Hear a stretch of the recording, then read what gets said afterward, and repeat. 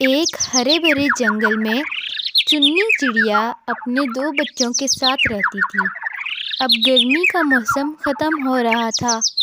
دونوں ننھے منھے بچے ماں سے کہنے لگے، ماں، اب سردی شروع ہو رہی ہے، ہم سردی میں اس گھر میں کیسے رہیں گے؟ چڑیا نے کہا، ہاں بیٹا، میں بھی یہی چاہ رہی ہوں کہ سردیاں شروع ہونے سے پہلے ہم اپنا ایک اور اچھا گھر بنا لیں۔ اب چڑیا کے بچے بہت خوش ہوئے۔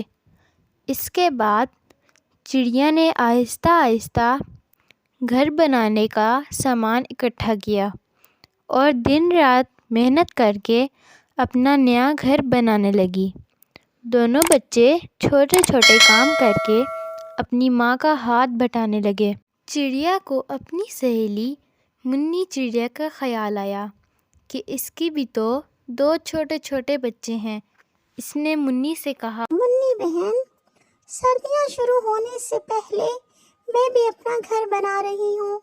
اگر تم چاہو تو تم بھی ہمارے ساتھ مل کے اپنا گھر بنا سکتی۔ لیکن منی چڑیا اور اس کے بچوں نے سستی کے باعث انکار کر دیا کہ جب سردیاں آئیں گی تو دیکھا جائے گا، اور دونوں بچے موبائل پر گیم کھیلنے لگے۔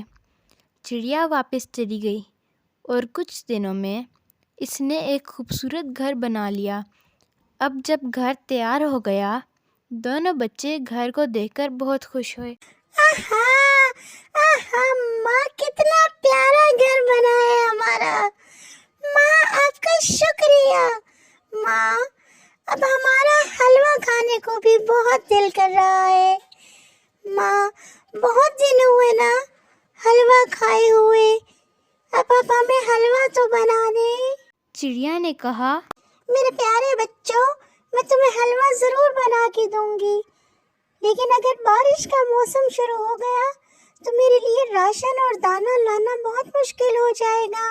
بس تھوڑا سا وقت دے دو کہ میں تھوڑا سا راشن اور دانہ اکٹھا کر لوں۔ چڑیا بہت محنتی تھی، وہ وقت کو بالکل ضائع نہیں کرتی تھی۔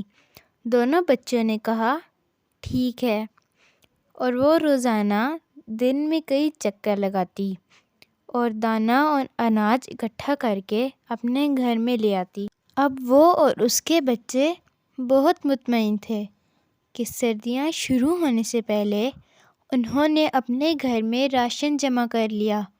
لیکن جب اس نے اپنی سہیلی منی چڑیا سے کہا تو اس نے ہمیشہ کی طرح انکار کر دیا۔ ارے بہن، اتنی بھی جلدی کیا ہے؟ جب سردیاں آئیں گی دیکھا جائے گا، راشن پانی مل ہی جائے گا، ابھی چھوڑو، بعد میں کریں گے۔ دیکھتے ہی دیکھتے سردیاں آ گئیں اور آسمان سے تیز بارش برسنے لگی۔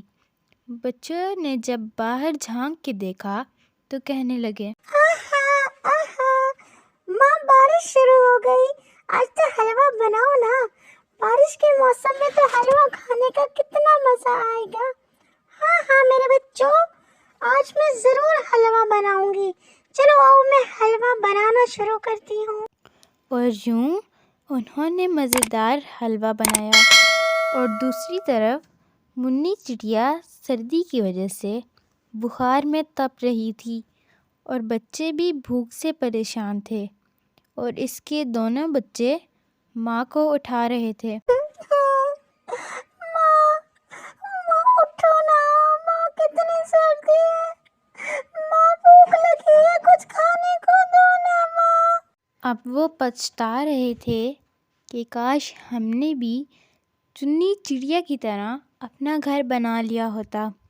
ادھر چننی چڑیا اپنے بچوں کو حلوہ بنا کے دے رہی تھی کہ حلوے کی خوشبو پورے جنگل میں پھیلتی ہوئی منی چڑیا کے گھونسلے تک بھی پہنچ گئی۔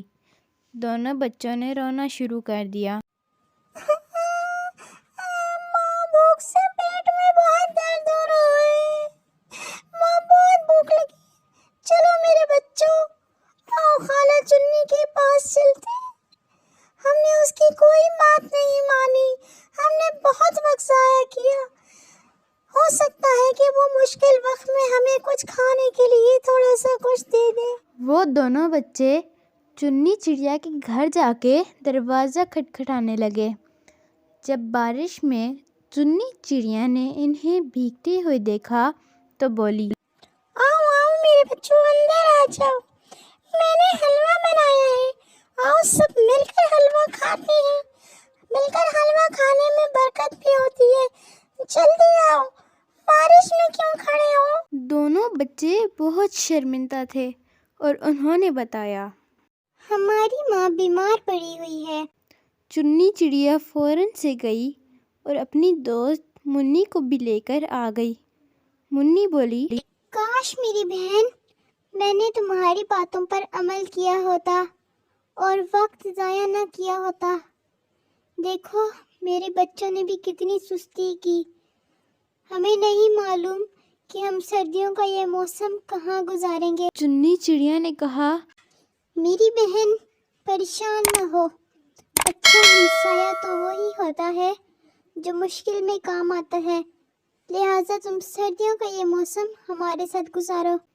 منی چڑیا نے چننی کا بہت شکریہ کیا اور وہ چننی چڑیا کے گھونسلے میں رہنے لگی اور سارے مل کر حلوہ کھا رہے تھے اور سب رحم دل ماں کا شکریہ ادا کر رہے تھے۔ اگر آپ کو ہماری یہ کہانی اچھی لگتی ہے تو ہمارے چینل کو سبسکرائب، ویڈیو کو لائک، شیئر کرنا نہ بھولیے گا۔